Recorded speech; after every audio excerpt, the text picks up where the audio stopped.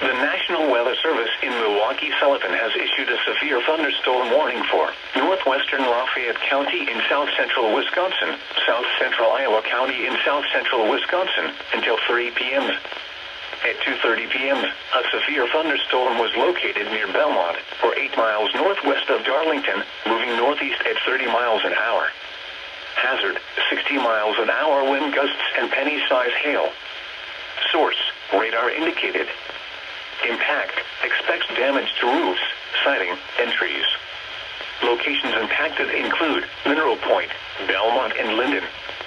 For your protection, move to an interior room on the lowest floor of a building.